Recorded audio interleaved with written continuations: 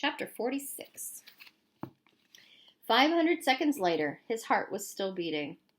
Mr. Pendanski screamed. The lizard which had been in the cereal box was springing toward him. Mr. Sir shot it in midair.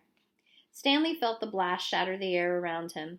The lizard scurried frantically across his very still body. He did not flinch. A lizard ran across his closed mouth. He glanced at Zero, and Zero's eyes met his. Somehow they were both still alive, at least for one more second, one more heartbeat. Mr. Sir lit a cigarette. "I thought you quit," said one of the other counselors.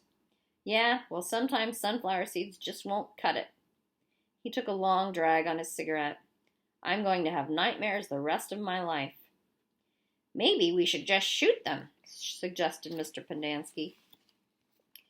"Who?" asked a counselor. "The lizards or the kids?" Mr. Pendanski laughed grimly. "The kids are going to die anyway." He laughed again. "At least we got plenty of graves to choose from." "We've got time," said the warden. "I've waited this long. I can wait another few." Her voice trailed off. Stanley felt a lizard crawl in and out of his pocket. "We're going to keep our story simple," said the warden. "That woman's going to ask a lot of questions. The AG will most likely initiate an investigation. So this is what happened. Stanley tried to run away in the night, fell in a hole, and the lizards got him. That's it. We're not even going to give them Zero's body. As far as anybody knows, Zero doesn't exist. Like Mom said, we got plenty of graves to choose from." "Why would he run away if he knew he was getting released today?" asked Mr. Pendanski. "Who knows? He's crazy. That was why we couldn't release him yesterday. He was delirious, and we had to keep watch over him so he wouldn't hurt himself or anybody else." "She's not going to like it," said Mr. Pendanski. "She's not going to like anything we tell her," said the warden. She stared at Zero and at the suitcase. "Why aren't you dead yet?" she asked.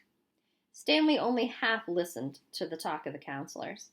He didn't know who "that woman" was, or what AG meant. He didn't even realize they were initials. It sounded like one word, AG. His mind was focused on the tiny claws that moved up and down his skin and through his hair. He tried to think about other things. He didn't want to die with the images of the warden, Mr. Sir, and the lizards etched into his brain. Instead, he tried to see his mother's face.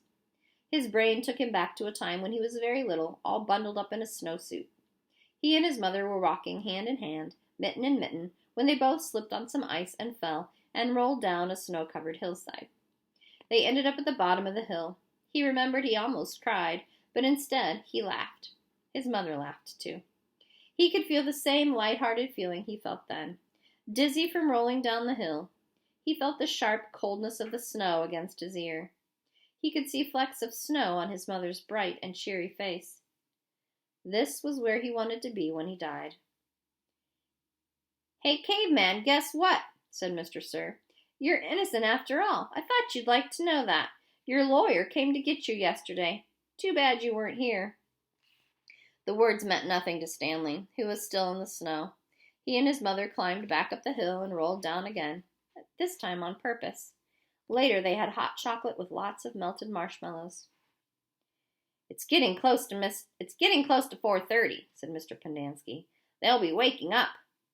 The warden told the counselors to return to the tents. She told them to give the campers breakfast and to make sure they didn't talk to anyone. As long as they did as they were told, they wouldn't have to dig any more holes. If they talked, they would be severely punished. "How should we say they will be punished?" one of the counselors asked. "Let them use their imaginations," said the warden. Stanley watched the counselors return to the tents, leaving only the warden and Mr. Sir behind. He knew the warden didn't care whether the campers dug any more holes or not. She'd found what she was looking for. He glanced at Zero. A lizard was perched on his shoulder. Zero remained perfectly still except for his right hand, which slowly formed into a fist. Then he raised his thumb, giving Stanley the thumbs up sign. Stanley thought back to what Mr. Sir had said to him earlier and the bits of conversation he'd overheard. He tried to make sense out of it. Mr. Sir had said something about a lawyer, but Stanley knew his parents couldn't afford a lawyer.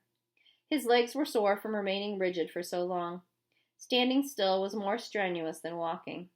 He slowly allowed himself to lean against the side of the hole. The lizards didn't seem to mind.